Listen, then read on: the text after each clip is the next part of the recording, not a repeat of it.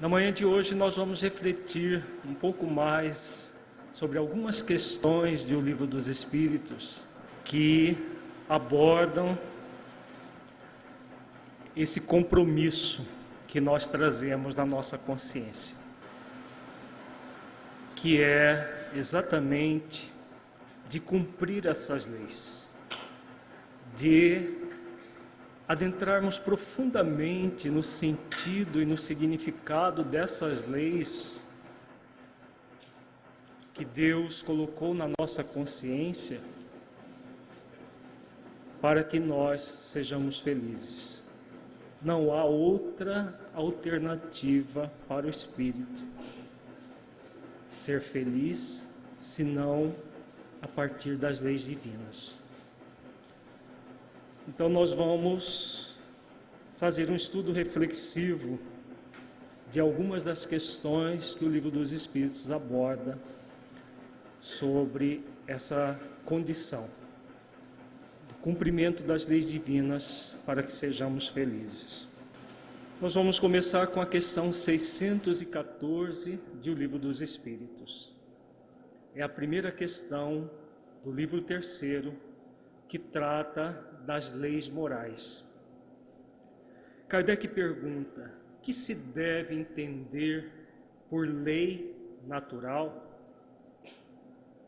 Lei natural é um sinônimo das leis divinas, conforme nós vemos em O Livro dos Espíritos. Lei divina ou natural. Vejamos a resposta dos benfeitores. É muito simples, mas de uma profundidade muito grande. A lei natural é a lei de Deus. É a única verdadeira para a felicidade do homem. Indica-lhe o que deve fazer ou deixar de fazer. E ele só é infeliz quando dela se afasta. Então nós vemos aqui na resposta dos benfeitores da humanidade, Allan Kardec, que não há outro caminho. A lei de Deus é a única verdadeira para a felicidade do homem. Nós fomos criados tendo essas leis como norteadoras das nossas vidas, e só é possível ser feliz a partir delas. Por isso, o tema central da nossa Conemate é esse: as leis divinas, instrumento para ser feliz. E aqui os benfeitores colocam uma condição imprescindível, que as leis, a lei de Deus indica-lhe o que deve fazer ou deixar de fazer. E ele só é infeliz quando dela se afasta. Então, quando nós nos afastamos das leis, e qual é o sentido, o significado de afastarmos das leis, nós vamos ver amanhã, quando tratarmos da lei de amor, justiça e caridade. Na verdade, nós nos afastamos dessa lei, porque há leis que nós não temos como nos afastar. O próprio texto aqui da resposta nos fala de uma lei que nós não temos como nos afastar nunca. Que lei é essa? Lei de liberdade. Porque aqui eles mostram exatamente a liberdade que o espírito tem de fazer ou deixar de fazer. Então, o convite é que nós cumpramos as leis, especialmente a lei de amor, justiça e caridade, que é a lei maior. Amanhã nós tratamos do assunto. Quando nós usamos o nosso livre-arbítrio para nos afastar dessa lei, da lei de misericórdia, da lei do progresso, lei do trabalho e várias outras leis, nós vamos usar uma única lei, que é a lei de liberdade, para nos afastar. Só que a lei de liberdade, ela está associada sempre a duas outras leis. Que leis são essas? Responsabilidade e causa e efeito. Está implícita na questão também. Então, a lei divina nos indica o que deve fazer ou deixar de fazer. Se ela é a única para sermos felizes, quando nós deixamos de fazer aquilo que a lei maior preconiza, nós deixamos de exercitar o amor, a mansidão, a humildade, a justiça, a compaixão, a caridade e várias outras virtudes que nos remetem, que nos fazem cumprir as leis, nós vamos ter como responsabilidade e consequência dos nossos atos a infelicidade. Como o nosso Alberto disse ontem, não há ser humano que não queira ser feliz. Todos nós, como ele disse, até os genocidas, aqueles que fizeram mal intensamente, lá no fundo, no âmago do ser, estavam querendo ser felizes, mas se afastando intensamente da lei de amor, justiça e caridade. E em vez de desenvolver a felicidade, desenvolveram uma profunda infelicidade para si mesmo e para outras pessoas. Então, quando nós nos afastamos da lei maior e outras leis que nos levam a cumprir essa lei, o resultado será a infelicidade. Então, o grande caminho para construir a nossa felicidade é exatamente o exercício da lei divina como um todo, não apenas essas três: liberdade, responsabilidade e causa e efeito. Na verdade, o Espírito usa mal a lei de liberdade, age com irresponsabilidade e vai ter como efeito dessa causa a infelicidade. Podemos a qualquer momento fazer isso. Não nos convém, mas nós podemos, porque nós trazemos intrinsecamente o livre-arbítrio. Deus nos criou não para a obrigação de ser feliz, mas para a conquista da felicidade como uma escolha amorosa a nós mesmos. É o exercício do auto-amor que vai nos propiciar a felicidade como uma escolha amorosa. Não há uma imposição, por isso nós podemos utilizar parte da lei para criar a infelicidade. Jesus coloca isso de uma forma magistral na parábola do filho pródigo, dos dois filhos propriamente. Quando o filho pródigo perde parte da herança e vai para terras longínquas. Então, parte da herança, a maior herança que Deus nos deu, nos ofereceu, são as leis que colocou na nossa consciência para sermos felizes.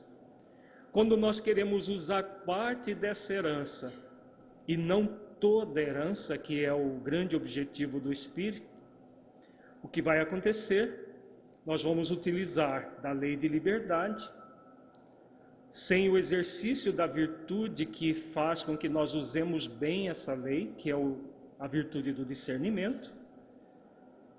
Vamos agir de uma forma irresponsável, não cumprindo a lei de responsabilidade de fato, e as consequências serão a infelicidade.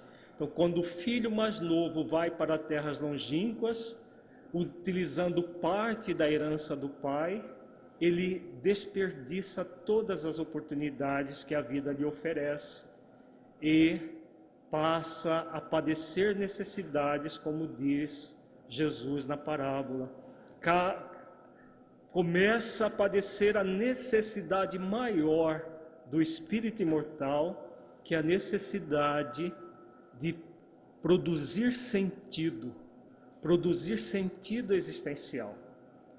E aí naquela terra Jesus diz que há uma grande fome. Essa fome, na verdade, o que significa? O vazio existencial que o espírito gera para si mesmo, que nós decodificamos sob a forma da infelicidade. Esse vazio muito grande que o espírito cria como consequência dos seus atos, de querer usar apenas parte da herança e não toda a herança do Pai, que são as leis sendo cumpridas na sua consciência. E Jesus diz que ele vai para uma trajetória que começa a ter uma grande fome, simbolizando o vazio existencial, que é o primeiro estágio dessa desconexão profunda do espírito com a essência divina que é. Depois, no próximo versículo, que Jesus aborda a questão do padecer necessidades, ele vai até um cidadão daquela terra, que simboliza um outro movimento psicológico do ser, que é o abandono existencial. Ele aprofunda o vazio num movimento de abandono. E o cidadão daquela terra o manda para o seu campo para apacentar porcos, simbolizando o processo de superficialidade que tão bem definiu ontem o nosso Alberto na sua exposição. Todo o processo de superficialidade que o ser busca, querendo ser feliz e ficando cada vez mais infeliz. Buscando a felicidade em situações externas, desconectados das questões internas que verdadeiramente vão produzir a felicidade. Então esse é o estado do abandono. A pessoa entra num processo de abandono existencial e nesse abandono aprofunda o vazio. E aí o que vai acontecer? Ainda não terminou o movimento da consequência de se afastar das leis. Ele adentra para um movimento maior ainda, quando Jesus diz que ele desejava encher o seu estômago com as bolotas que os porcos comiam e ninguém lhe dava nada, simbolizando o terceiro estágio que o espírito adentra desse vazio existencial, que é o isolamento existencial.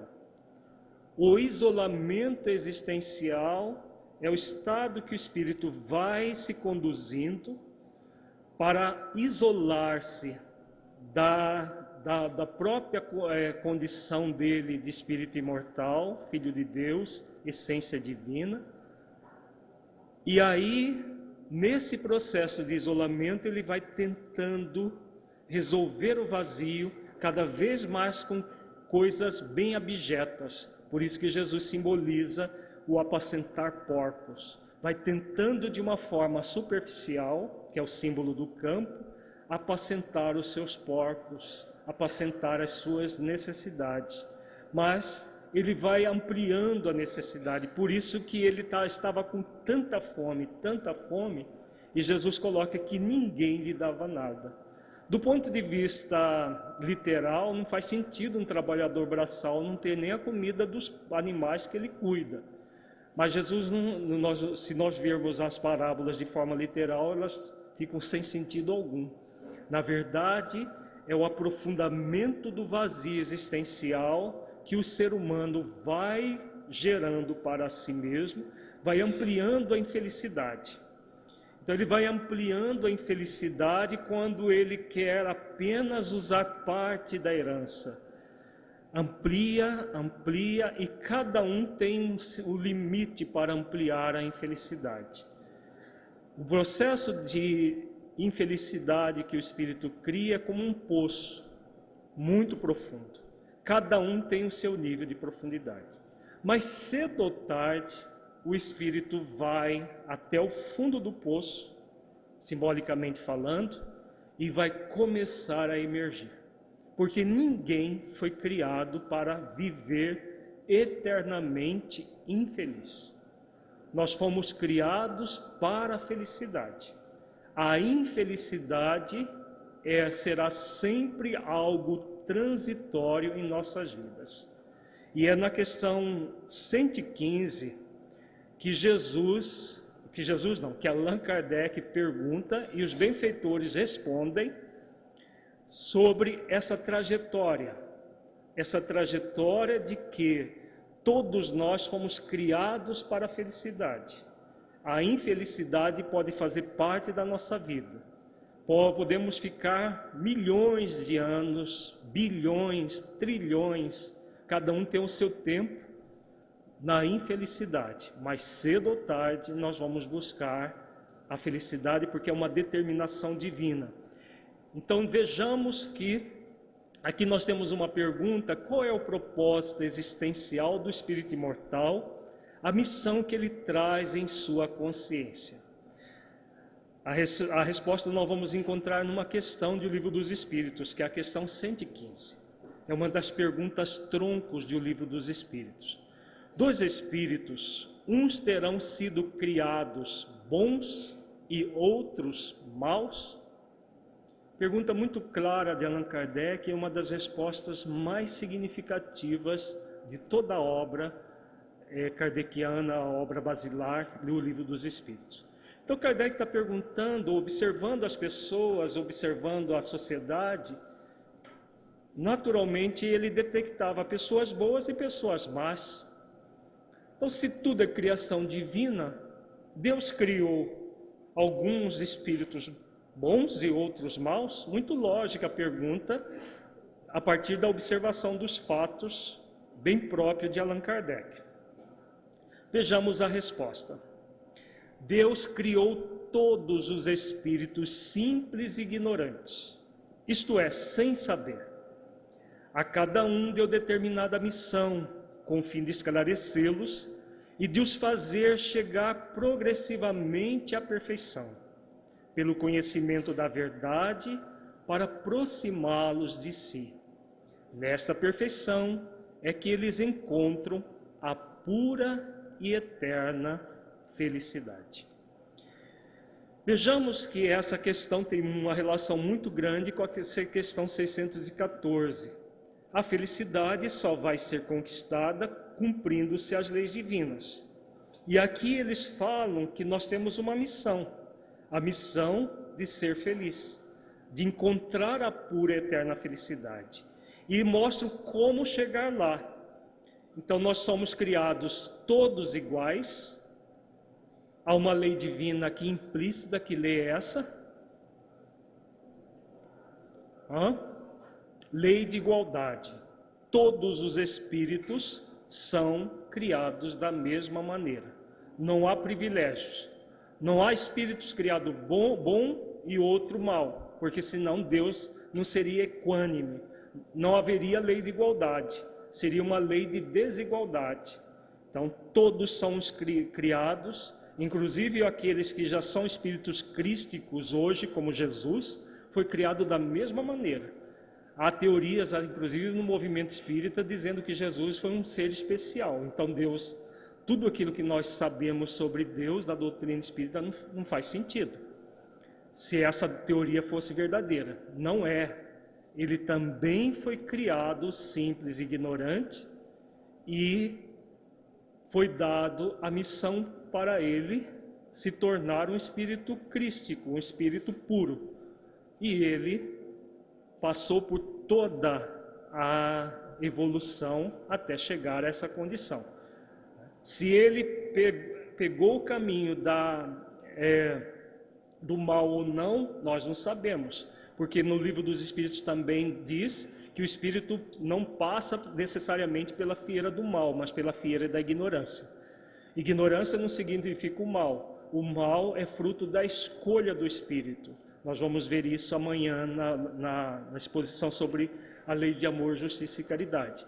Mas, independente de escolhermos o caminho equivocado ou não, todos nós vamos chegar a essa perfeição.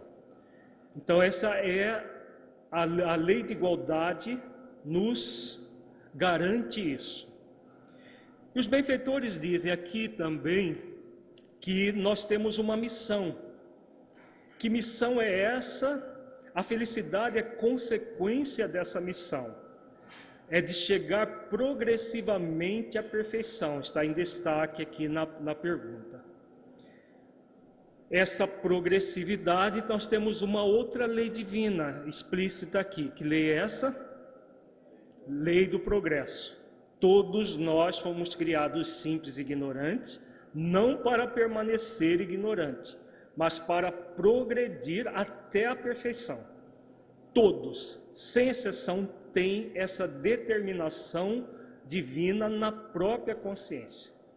Então, se todos nós temos essa determinação divina na nossa consciência, é uma missão especialíssima que acontece para todos nós.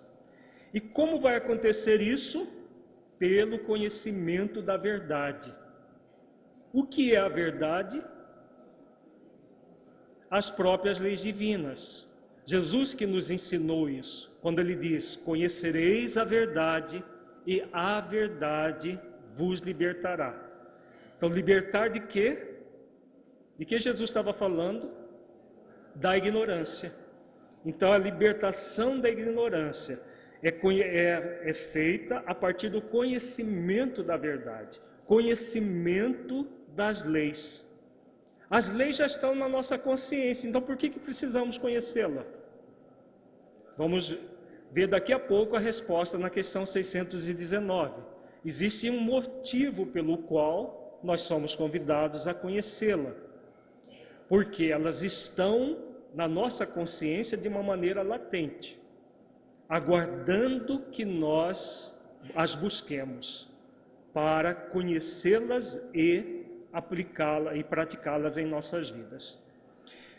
Continuando a resposta, os benfeitores disseram também que esse conhecimento da verdade vai acontecer pelas provas. Passando pelas provas que Deus lhes impõe, é que os espíritos adquirem aquele conhecimento. Então nós somos criados simples e ignorantes, e a criação divina não começa no reino onde nós estamos presentemente. A criação divina começa lá no reino mineral, no chamado átomo primitivo. Questão 540 do Livro dos Espíritos aborda muito bem isso, a trajetória do espírito evoluindo, a começar pelo átomo, do átomo ao arcanjo. Os benfeitores dizem, então a evolução do princípio inteligente, naquela condição ele é um princípio inteligente, que é criado para animar um átomo, vai evoluir até se tornar um espírito puro, um arcanjo, na linguagem lá da questão 540. E como vai acontecer isso? Vamos evoluir no reino mineral, vegetal, animal, e um dia, a partir de mecanismos das próprias leis divinas, a lei do progresso que vai acontecer de uma maneira automática até o reino, o final da evolução como animais, chega o momento que o princípio inteligente alcança uma condição de adentrar no reino hominal. É aí, nesse momento, que o princípio inteligente se torna humano, que o espírito é simples e ignorante. Aí nós já temos o espírito com E maiúsculo, porque antes, segundo o Livro dos Espíritos, nós tínhamos o Espírito com E minúsculo. No nosso livro, A Presença Amorosa de Deus em Nossas Vidas, nós trabalhamos toda essa trajetória do Espírito com E minúsculo até chegar na condição do Espírito com E maiúsculo, simples e ignorante. As questões do Livro dos Espíritos estão todas lá no livro A Presença Amorosa de Deus em Nossas Vidas. Nós não vamos adentrar nesses detalhes porque não teríamos tempo. Então, chega o momento que nós adentramos o reino nominal. E como que vai acontecer a evolução no reino hominal? Pelas provas. Provas são as situações várias que nós vamos ter em nossas vidas. E é um livro fabuloso, lançado recentemente pela editora Espiritizar, que o mentor Honório coloca toda essa trajetória. Eu, espírito imortal. Desde o homem primitivo lá, ele passando pelas várias provas da vida, adquirindo cada vez mais conhecimento sobre a realidade objetiva da vida, vai aprimorando a sua inteligência. O mentor Honório, ele vai colocando nessa obra toda essa trajetória de uma forma muito minuciosa. Ele nos legou essa obra, até que o ser humano tenha capacidade de realmente fazer escolhas por si mesmo. No primeiro momento, nós estamos numa infância espiritual. Nessa infância espiritual, nós somos tutelados. Também vamos ver amanhã uma questão sobre isso. Nós somos tutelados pelos benfeitores espirituais. Chega um momento que nós vamos ter capacidade maior do livre-arbítrio. E é nesse momento que nós podemos cair em tentação. E entrar nisso que eles colocam aqui. Uns aceitam submissas essas provas e chegam mais depressa à meta que lhes foi assinada. Outros só a suportam murmurando e pela falta em que desse modo incorrem, permanecem afastados da perfeição e da prometida felicidade. Então, alguns de nós, desde o princípio, aceitamos as provas e vamos evoluindo. Não necessariamente sem errar, porque não é possível para um ser ignorante não errar, mas sem adentrar no mal, que é o erro deliberado, que é o erro por rebeldia, que o espírito, quando já tem condições de fazer escolhas pelo bem, escolhe pelo mal, por usar parte da herança, como Jesus simboliza na parábola, para se afastar da lei de amor, justiça e caridade. Então, mal, dentro da concepção espírita, é o afastamento da lei maior. É quando nós praticamos atos de desamor, de injustiça e descaridade. E aí o que acontece, isso é o que se chama aqui de murmúrio. É um processo de revolta contra as leis divinas. O espírito, quando ele se revolta contra as leis divinas, a lei, especialmente a lei maior, agindo com desamor, com injustiça e descaridade, ele permanece afastado da perfeição e da prometida felicidade. Agora, esse afastamento nunca será permanente. Em outras questões do Livro dos Espíritos, aborda que o espírito, cedo ou tarde, ele vai cair em si e vai aceitar a meta que está assinada na sua consciência. Vai aceitar a missão de realmente utilizar toda a herança do Pai, todas as leis, e não apenas parte das leis, como essas 3 leis que nós falamos: liberdade, responsabilidade e causa e efeito. Então, numa reflexão dessa questão aqui, nós temos submissão, que é o espírito imortal, que faz esforços para desenvolver em si mesmo as virtudes da humildade, mansidão, obediência, resignação, e se entrega submisso às leis de Deus.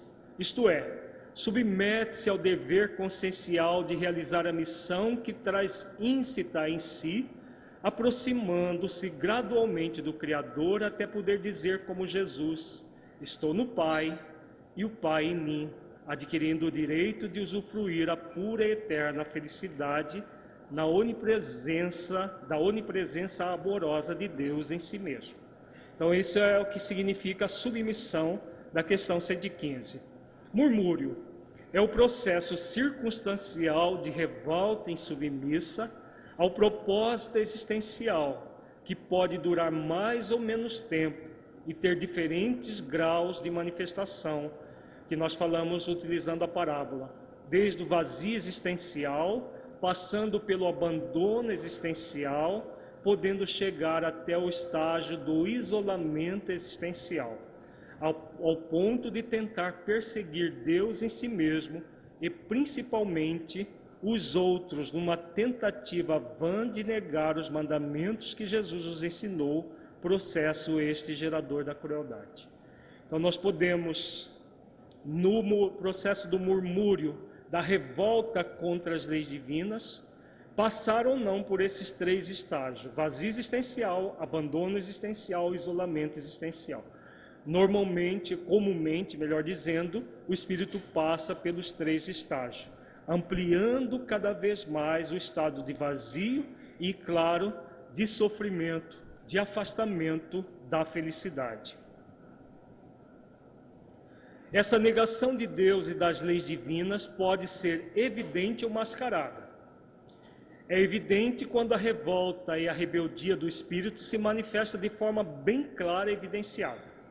Quando ele realmente utiliza de tudo que ele tem de recurso para se afastar das leis. Jesus mostra isso na parábola. Ele ajunta tudo, a parábola dos dois filhos. Ele ajunta tudo e parte para terras longínquas, fica estacionado ali de uma forma bem evidente. É mascarada quando o espírito se rebela de uma forma em que pode parecer uma submissão, mas como há um foco no parecer e não no ser, o processo é falseado em si mesmo. Na parábola também Jesus mostra como que acontece o murmúrio mascarado. É a descrição do irmão mais velho da parábola. O filho mais velho age de uma forma que ele parece um filho que é dedicado ao pai, mas só parece, porque, na verdade, ele falseia toda a dedicação que não é real. Vamos ver agora esse esquema aqui, que traz de uma forma resumida o que nós vimos até agora. Nós estamos vendo aqui um primeiro círculo, o eu, espírito imortal.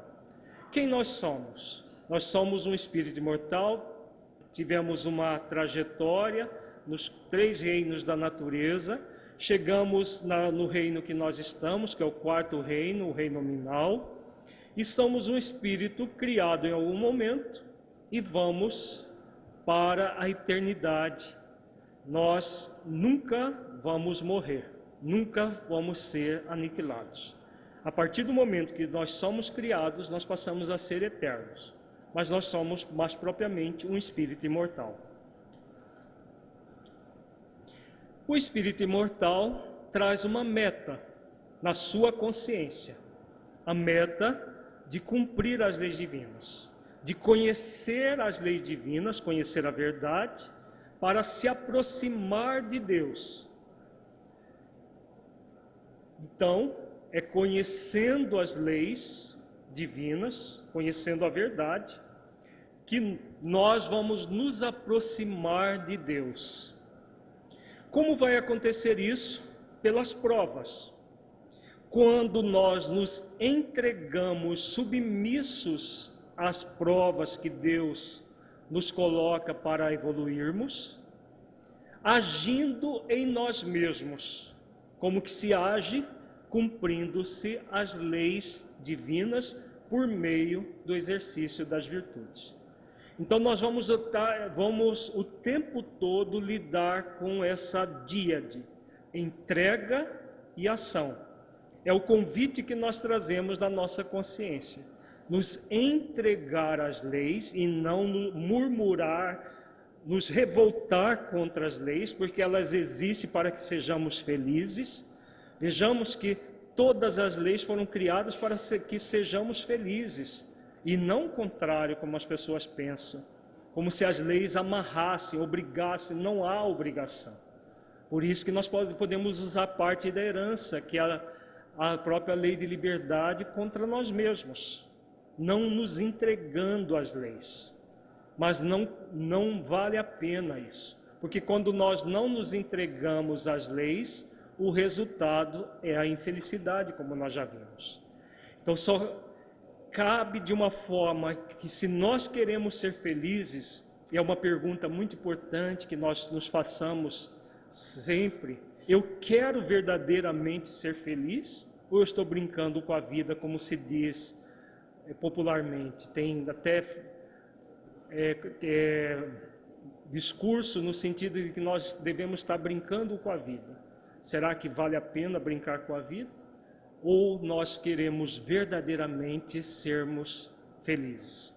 Então só há uma única condição para ser feliz: nos entregando às leis, desenvolvendo as virtudes do espírito imortal, agindo de uma forma constante, progressivamente, como diz a questão do Livro dos Espíritos, e não abruptamente, como muitas pessoas querem fazer.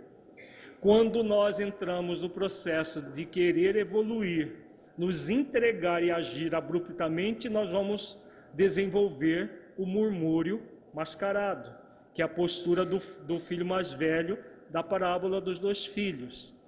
Nós vamos mascarar as virtudes e não desenvolver progressivamente as virtudes.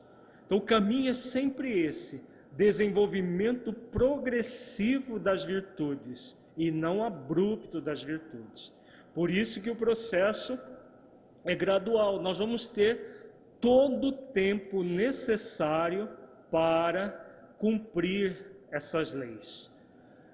O grande problema é quando nós nos revoltamos e não queremos cumpri-las, querendo pegar atalhos. Numa outra parábola magnífica do Evangelho, Jesus fala sobre isso, os atalhos que nós queremos pegar nas leis divinas.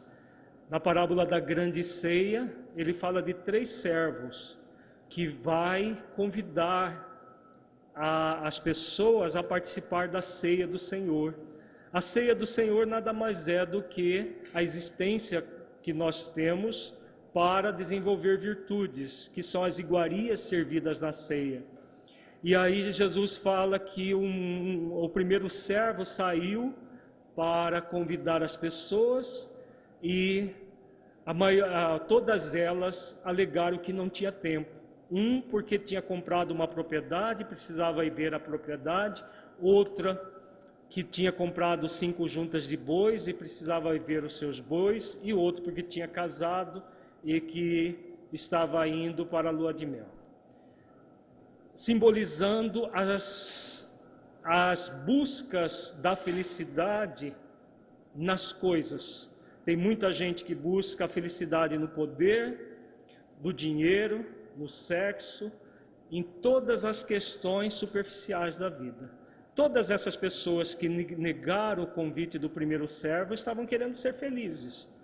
Na parábola, dá para unir uma parábola com a outra, no sentido de que uma aborda uma questão, outra aborda outra, e vamos formando uma teia de reflexões que Jesus nos propõe.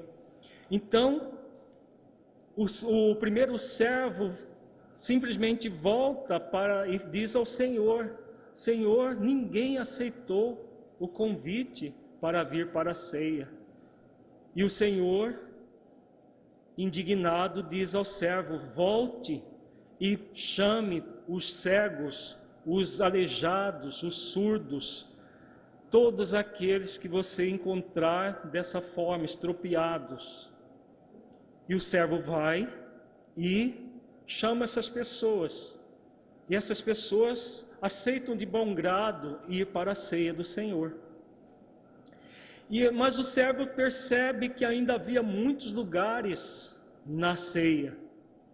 E aí o Senhor pede para o servo sair pelos atalhos da cidade e forçasse as pessoas a entrar na ceia. Então essa parábola tem uma analogia muito grande com a parábola dos 2 filhos e com várias outras parábolas. O primeiro servo, quem é? O amor. Deus sempre convida os seus filhos, é a missão que nós temos lá na questão 115, para que nós aceitemos sem murmurar, amorosamente.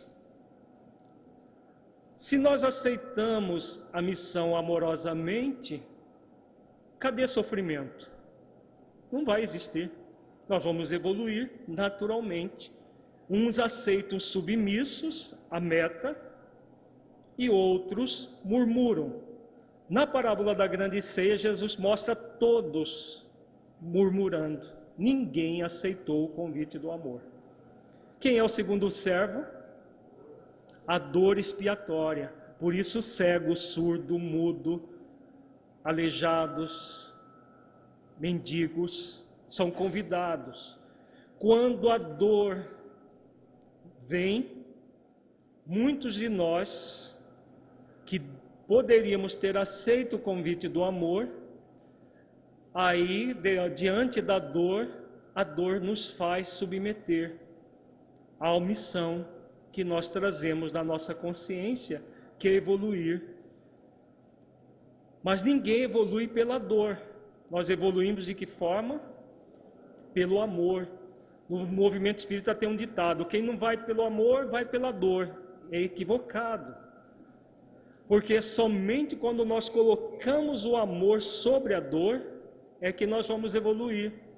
Quando aquelas pessoas são convidadas pelo segundo servo, o que está acontecendo?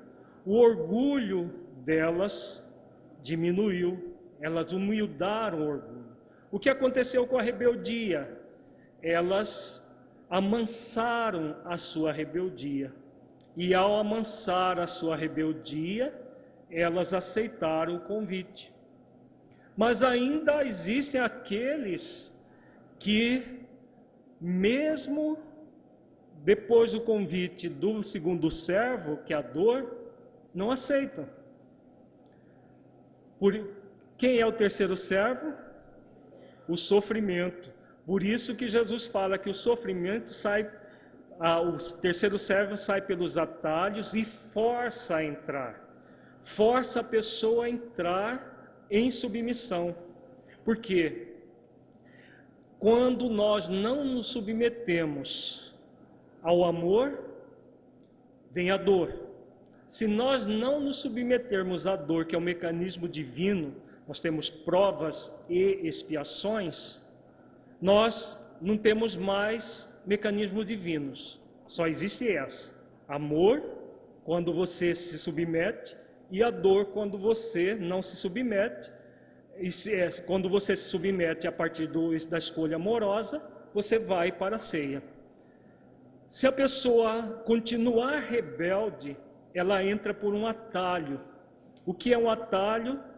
É exatamente o afastamento das leis divinas. É o mesmo símbolo das terras longínquas que nós temos na parábola dos 2 filhos. Os símbolos se equivalem. A pessoa vai criando um processo cada vez mais doloroso para ela mesma. E essa dor vai se ampliando em sofrimento.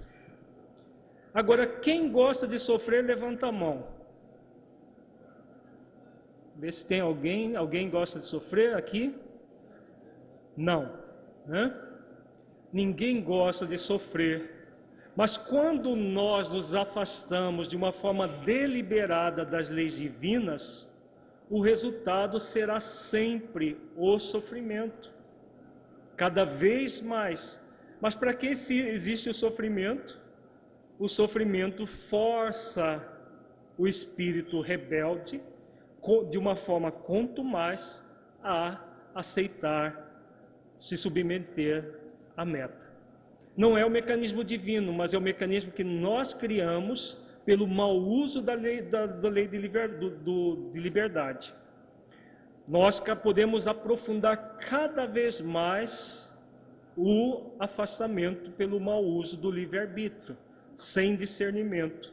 E aí, em vez de nos entregarmos e agirmos, seja por amor, ou quando a dor vem, colocando o amor sobre a dor, nós aprofundamos o sofrimento. E aí, cedo ou tarde, como ninguém gosta de sofrer, nós vamos atender o convite do Mestre: vinde a mim todos vós que estáis aflitos e sobrecarregados, e eu vos aliviarei.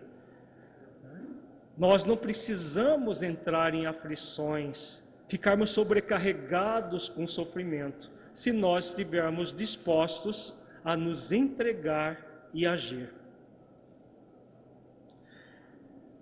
Agora vejamos como que nós vamos conhecer a verdade, como diz a questão 115 e como propõe Jesus no seu Evangelho. Vejamos a questão 619 de O Livro dos Espíritos. A todos os homens facultou Deus os meios de conhecerem sua lei? Todos nós podemos conhecer as leis divinas, gente? Sim. Por quê? Porque elas já estão em nossas consciências. 621, a questão 621 mostra que as leis estão na nossa consciência. Se elas estão na nossa consciência, todos podem conhecê-la, mas nem todos a compreendem. Os homens de bem, os que se decidem a investigá-la, são os que melhor a compreendem. Todos, entretanto, a compreenderão um dia, porquanto forçoso é que o progresso se efetue. Então aqui nós temos uma questão a mais nisso tudo. Todos podem conhecê-la porque elas já estão na nossa consciência. Mas se nós não compreendermos, é possível nós amarmos algo que nós não compreendemos? Não. Se eu nem sei o que é, como funciona, como que eu posso amar algo que eu não conheço? Agora, só é possível cumprir as leis se nós as amarmos. E qual vai ser o meio para isso? Investigação. Os que se decidem a investigá-la. O que é investigar as leis? Exatamente conhecer como funcionam as leis. Nós temos aprendido pelos mentores do Projeto Espiritizar, especialmente Honório, a entender como funcionam as leis. Amanhã nós vamos ver em detalhes como funciona a lei de amor, justiça e caridade.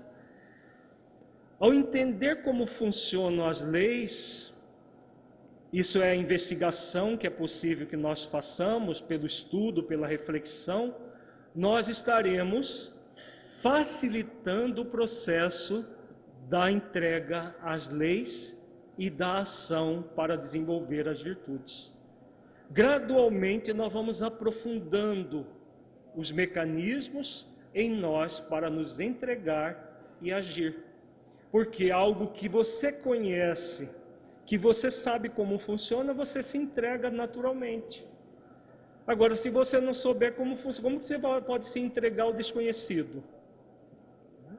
É o que acontece com muita gente que resiste às próprias leis, porque não conhecem as leis, e se não conhecem as leis, como vai haver entrega? Então, a entrega somente quando você torna o desconhecido conhecido. E aí você passa a amar as leis. Amanhã nós vamos refletir sobre a lei de amor, justiça e caridade, como de uma forma tão íntima para nós, que nós passamos a amar profundamente a lei. E se você ama, você se entrega de bom grado àquilo que você ama. Se você ama, você pode agir em conformidade a esse amor. Essa é a proposta de investigar as leis. Agora vejamos uma outra questão tronco do Livro dos Espíritos, que é a questão 627. Como chegar lá? Por quê? nós temos as leis da nossa consciência. Nós temos um compromisso de cumprir essas leis, conhecendo essas leis, investigando essas leis. Mas e aí? O que fazer? Eu já sei dos meus deveres. Como que eu posso cumprir os meus deveres? A questão 627 trata disso. Uma vez que Jesus ensinou as verdadeiras leis de Deus, qual a utilidade do ensino que os Espíritos dão? Terão que nos ensinar mais alguma coisa? Vejamos que é uma questão, na 625, que antecede a essa, Kardec pergunta qual o espírito mais perfeito que Deus colocou sobre a face da terra para servir de guia e modelo para a humanidade. E a resposta todo mundo sabe, qual é? Jesus. Então, Jesus é o modelo de perfeição. Ele nos ensinou as leis através do seu próprio exemplo. Nunca ninguém havia ensinado as leis como Jesus. Então a pergunta de Kardec é muito lógica. Se Jesus ensinou as verdadeiras leis de Deus pela sua própria exemplificação, para que a doutrina espírita veio então? Para que os espíritos superiores vieram e nos trouxeram esse manancial, desde o século XIX até agora, um manancial de ensinamentos? É simplesmente para repetir Jesus? Não, não é. Ele tem um objetivo muito claro. Vamos ver aqui na resposta. Jesus empregava a miúde na sua linguagem alegorias e parábolas, porque falava de conformidade com os tempos e os lugares.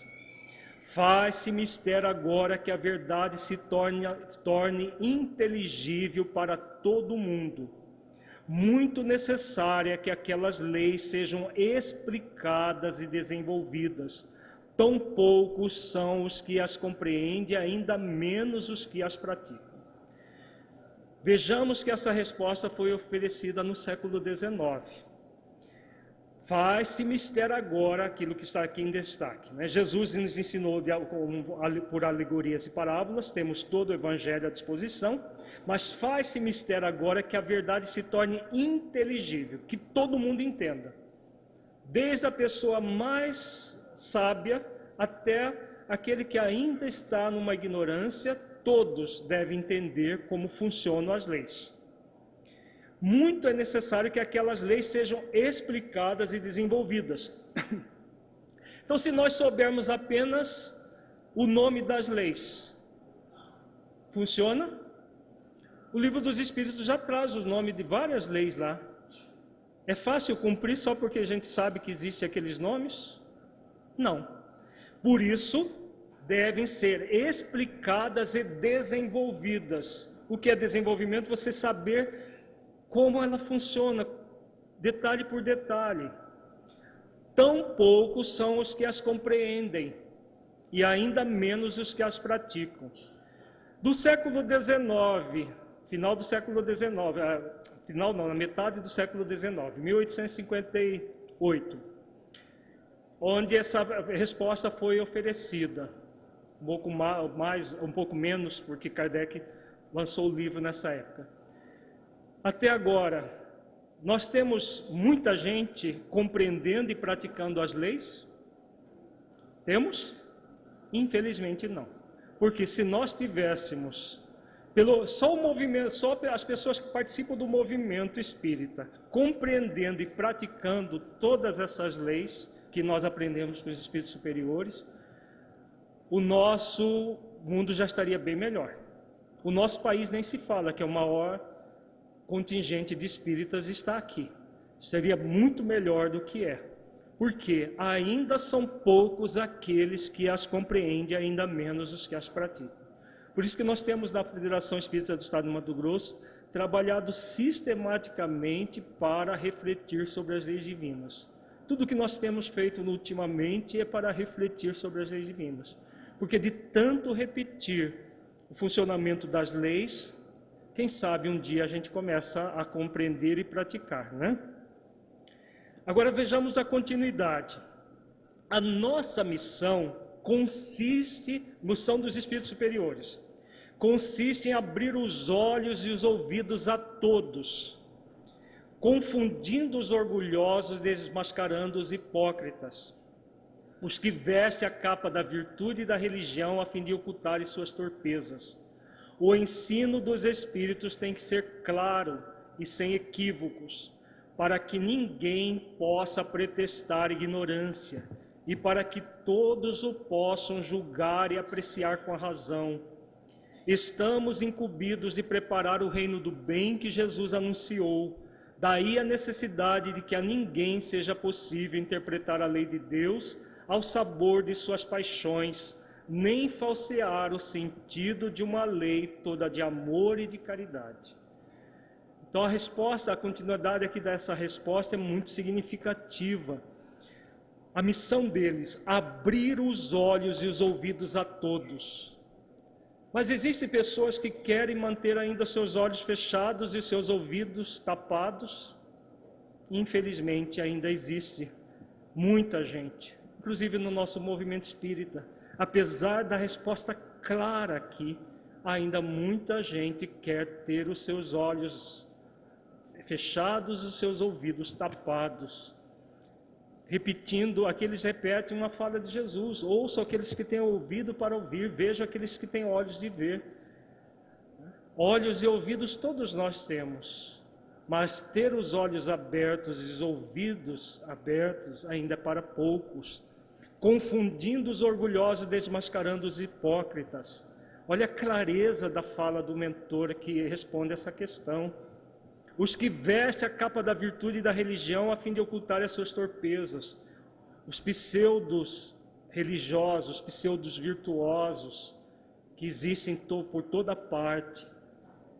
O ensino dos Espíritos tem que ser claro e sem equívocos, cada vez mais clareza, cada vez mais detalhamento do conteúdo espírita, para que ninguém possa pretextar ignorância. Já foi o tempo em que as pessoas diziam: eu não fiz porque eu ignorava. Havia atenuantes na época da ignorância. Hoje, aqueles de nós que não fizermos esforço para abrir os nossos olhos e ouvidos, vamos ter agravantes, porque ninguém vai poder pretextar ignorância, e para que todos possam julgar e apreciar com a razão. Todos nós estamos sendo convidados a refletir sobre a vida de uma forma profunda, de uma forma cada vez mais clara. E aí eles colocam qual é a grande missão do Espiritismo na Terra, dos Espíritos superiores que nos trouxeram o Espiritismo.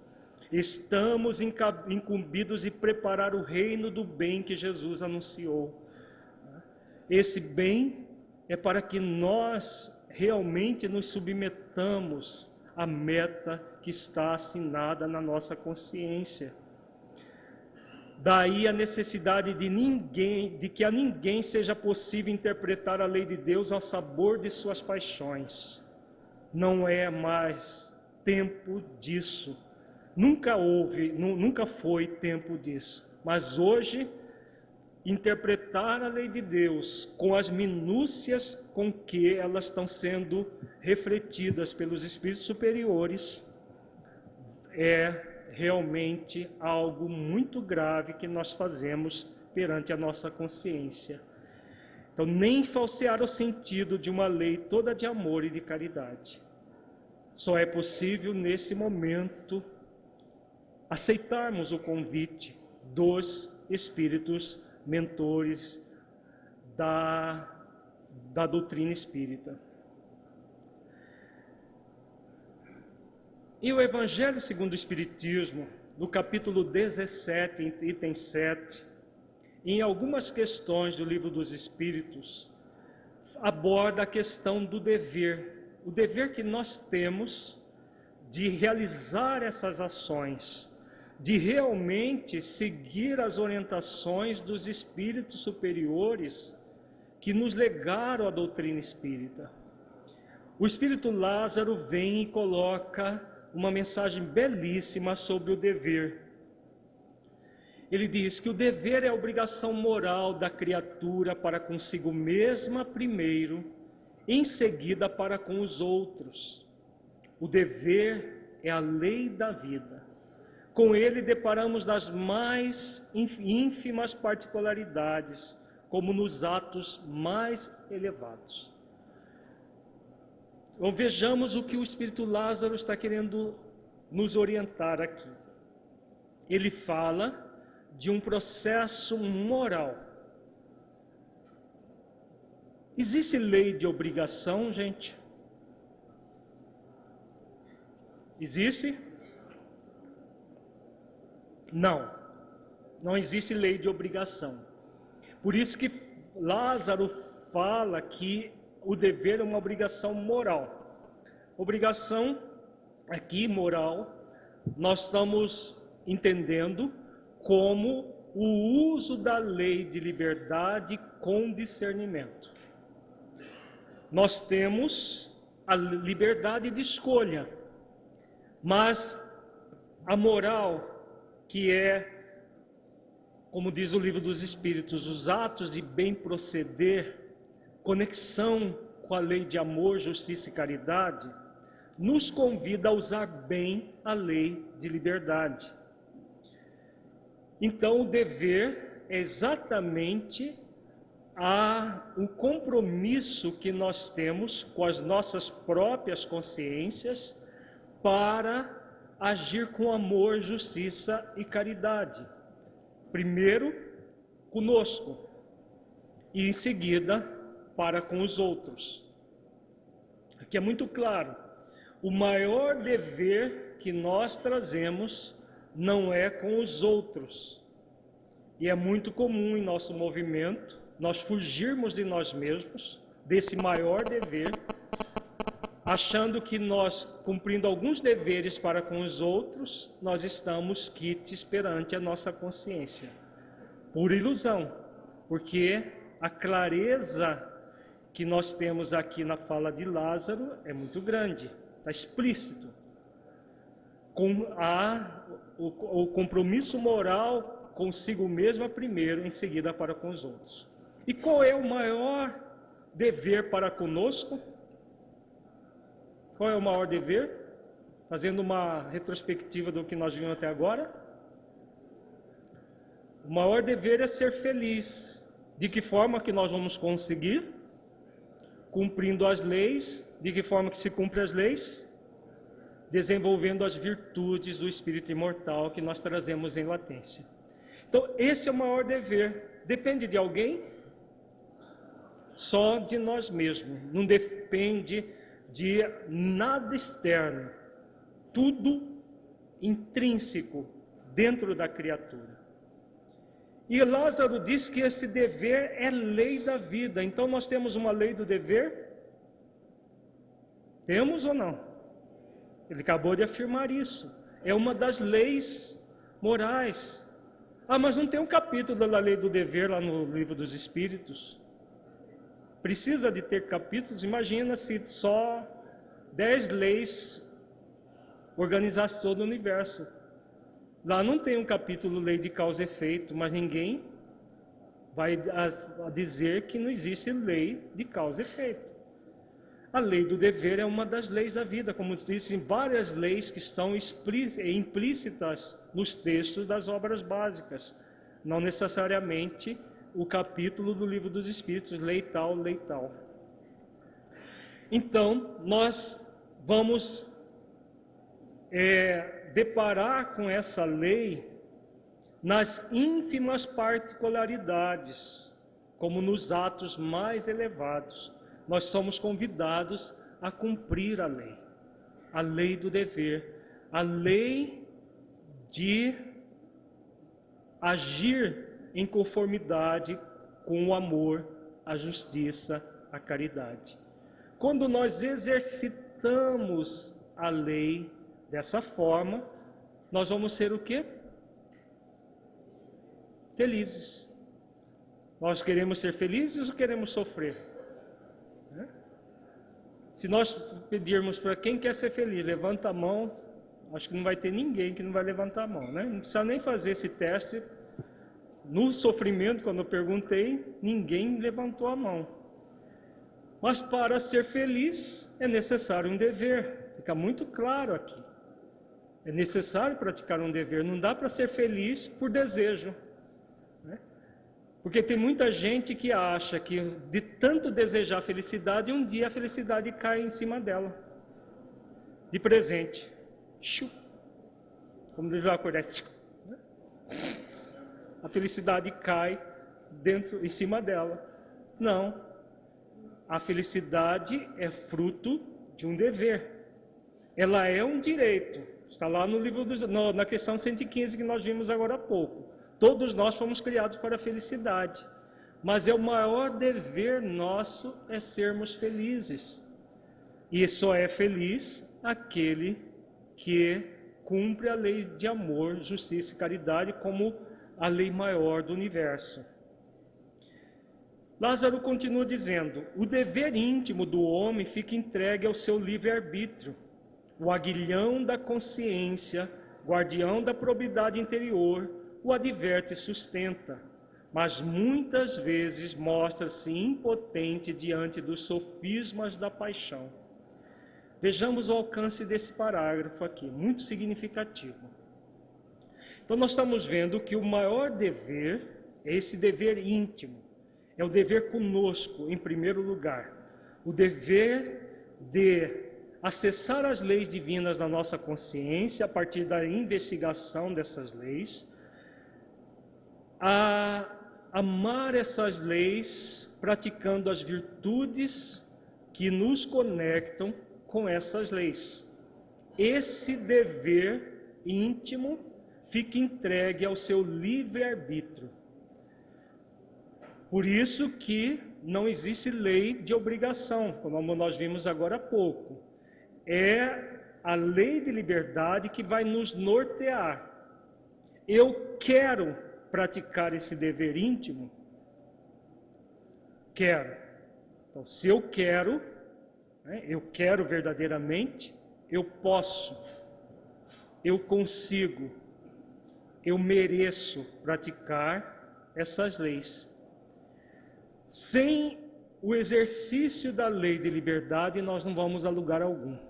Ninguém vai ser obrigado a cumprir a lei de amor, justiça e caridade. Nunca seremos obrigados a amar, porque não é possível desenvolver virtudes obrigado.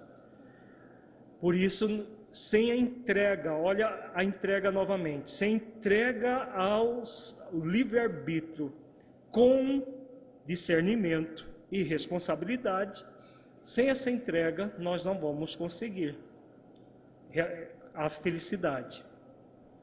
E aí Lázaro diz que o aguilhão da consciência, guardião da probidade interior, o adverte e sustenta.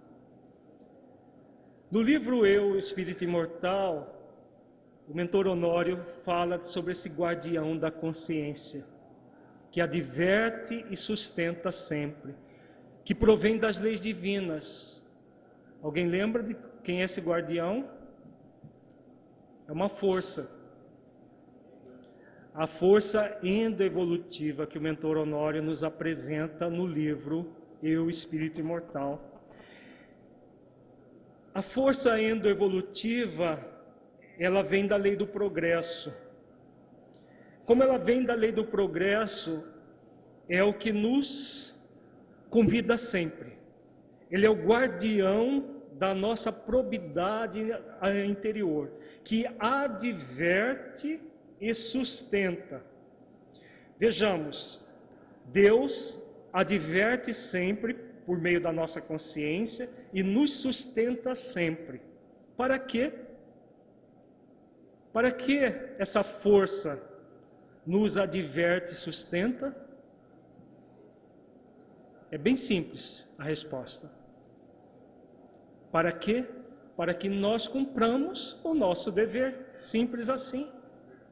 E qual é o dever? Se existe a força endoevolutiva, qual é o dever nosso? Mobilizar que força? A autoevolutiva.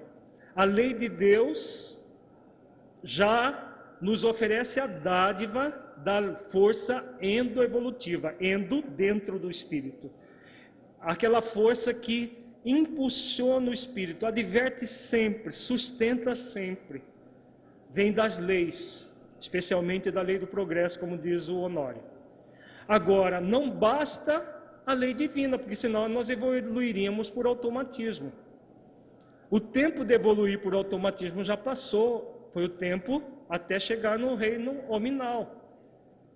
A hora que nós alcançamos a capacidade de livre-arbítrio, como diz Lázaro aqui, nós vamos evoluir por nós mesmos e não por automatismo. E aí, essa força endoevolutiva que adverte e sustenta, nos convida a praticar o dever de mobilizar a força autoevolutiva. Eu quero evoluir e crescer? Quero. Quando nós queremos, nós podemos. É o que diz a questão 909, as questões 909 e 911 do Livro dos Espíritos. Os benfeitores falam que muitos querem apenas com os lábios. Querer ser feliz, todo mundo quer. Agora, querer praticar o dever de ser feliz, já é para uma minoria. Porque a maioria quer apenas com os lábios. Poucos aqueles que querem, de fato, mobilizando a força autoevolutiva. Eu quero ser feliz e eu faço todos os esforços para conquistar essa felicidade. Então, se eu desenvolvo isso, o que nós estaremos fazendo? Nós temos a vontade divina, que é expressa lá na questão 115, a vontade divina que nós sejamos felizes, não é? Basta a vontade divina? Não. É preciso que nós acessemos a nossa força de vontade. Então, a vontade divina, que é expressa na força endoevolutiva, com a nossa vontade, a força da nossa vontade, a força autoevolutiva, unidas, vontade divina com a nossa força de vontade, que é o dever que trazemos para conquistar os valores que a vida nos oferece. Aí Lázaro faz uma advertência, mas muitas vezes mostra-se impotente diante dos sofismas da paixão. É o que diz a questão 911 do Livro dos Espíritos, 909 e 911. São poucos aqueles que querem fazer esforços, dizem os benfeitores. E a maioria ainda tem um querer dos lábios. São os sofismas das paixões. Nós falamos com os lábios alguma coisa, mas na prática, em verdade, nós queremos outra. Nós criamos um sofisma. Sofisma é uma verdade falseada. Querer ser feliz não é uma verdade que todos nós somos convidados a nos entregar? É ou não? Acabamos de ver. Questão 115. É uma verdade. Agora, querer com os lábios é o quê? O sofisma da paixão. Nós queremos algo que é importantíssimo, fomos criados para isso, mas na verdade nós queremos ganhar a felicidade pronta e acabada. Vamos esperar em vão, até que abramos os nossos olhos e os nossos ouvidos para a verdade. O dever cresce e irradia sob mais elevada forma em cada um dos estágios superiores da humanidade. Jamais cessa a obrigação moral da criatura para com Deus. Tem esta de refletir as virtudes do Eterno, que não aceita esboços imperfeitos, porque quer que a beleza de sua obra resplandeça a seus próprios olhos. Olha que beleza essa fala de Lázaro. Jamais vai cessar o nosso compromisso moral com Deus, porque Deus nos criou para a felicidade, conforme vimos até agora. Nós temos um compromisso de refletir as virtudes de Deus em nós, que não aceita esboços imperfeitos. Então aqui nós temos uma questão muito significativa dos atributos de Deus. Não são apenas as virtudes que somos convidados a desenvolver, cumprindo as leis, mas gradualmente nós vamos trazer os atributos de Deus, que são absolutos, para nós de forma relativa, porque Deus não aceita esboços imperfeitos. Um espírito crístico como Jesus, como ele é? Quando ele diz assim, eu e o Pai somos um, de que Jesus estava falando? Foi entendido teologicamente como se ele estivesse dizendo que ele era Deus. Na verdade, não é isso. Isso é uma interpretação teológica equivocada. Ele é uno com Deus no sentido de que ele manifestou os atributos de Deus dentro dele. Então, se Deus é onipresente, o Espírito Crístico também é onipresente para a humanidade que ele tem o compromisso de levar até Deus. Se Deus é onisciente, o Espírito Crístico tem uma onisciência relativa à humanidade que ele tem o compromisso de levar até Deus, como ele mesmo ensina, eu sou o caminho, a verdade e a vida, ninguém vai ao Pai senão por mim. Então, se Deus é soberano amor, Jesus traz o amor profundo de Deus dentro dele, como essa justiça, bondade, amor divino se manifestando de forma relativa a toda a humanidade que ele tem a desenvolver até Deus. Então, por que isso? Porque Deus quer que a beleza de sua obra resplandeça a seus próprios olhos. Lá no Livro dos Espíritos fala sobre a missão dos espíritos crísticos, que é de cumprir a vontade de Deus no universo. É o que Lázaro fala aqui, da beleza da sua obra resplandecendo aos olhos divinos. Todos nós temos esse compromisso então. Então vejamos num gráfico aqui, já indo para o resumo final da nossa exposição, o grande compromisso nesse estágio evolutivo nosso é de desenvolver as virtudes cristãs em nós mesmos. Joana de Ângeles, no livro Filho de Deus, ela fala numa mensagem chamada O Teu Cristo. Todos nós somos um Cristo em potencial. Ela se referindo ao Cristo manifesto, que é Jesus, e ao Cristo interno, que todos nós trazemos em nós. As virtudes cristãs aqui estão nos dois sentidos do termo. Cristã no sentido do nosso modelo e guia, que é o modelo de virtudes para nós, e cristã no sentido de que nós trazemos essas virtudes intrínsecas em nós, íncitas em nós. Mas elas estão de forma latente, sendo convidados todos nós a desenvolver essas virtudes, gradualmente. Aceitar submisso a meta que nos é oferecida, para chegar progressivamente à perfeição, dizem os benfeitores na questão 115 que estudamos há pouco. Só vai acontecer isso pelo cumprimento das leis divinas. Então, cumprir as leis divinas é o caminho para desenvolver as virtudes cristãs. Com isso, nós vamos gradualmente manifestando os atributos divinos. De uma forma rudimentar, num primeiro momento, mas vai se ampliando, até quando nós alcançarmos o estado de espírito crístico, o espírito puro, que alcançou essa condição, aí os atributos divinos estarão sendo manifestados de forma relativa.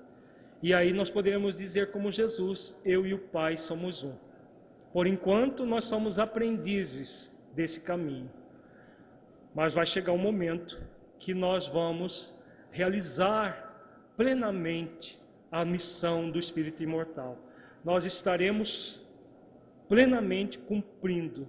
Chega o momento que no instante que nós nos tornarmos espíritos crísticos, que alcançamos essa proximidade com Deus que o espírito humano pode realizar para si mesmo. E aí ele se torna já não um espírito humano, mas um espírito crístico. Nós estamos nesse caminho.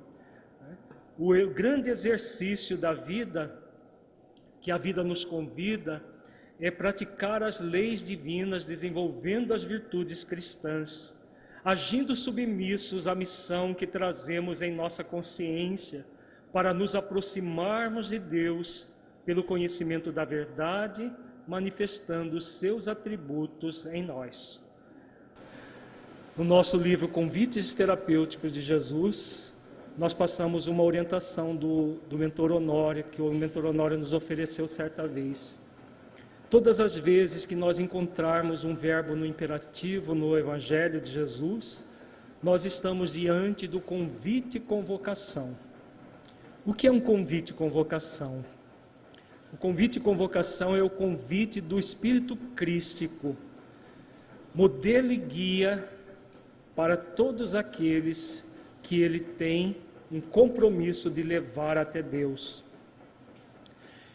Vinde, tomai, aprendei, vigiai, orai. São convites muito intensos, profundos, que vão lá no âmago da nossa consciência, reforçar a força endoevolutiva que nos adverte e sustenta. Então Jesus nos adverte e sustenta já de uma forma bem nítida para nós há 2000 anos. Mas na verdade, Emmanuel, no livro Caminho, Verdade e Vida, ele nos ensina que Jesus, ele é o nosso guia desde o primeiro dia evolutivo, desde o primeiro dia que nós entramos no reino nominal. Nós fomos dados para Jesus. Ele mesmo diz isso também no Evangelho de João.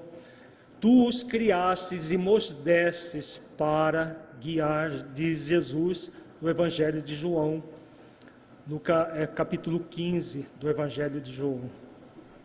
Então ele é o caminho, a verdade e a vida. Já é hora de nós aceitarmos o convite dele, aceitarmos o convite para que nós sejamos felizes.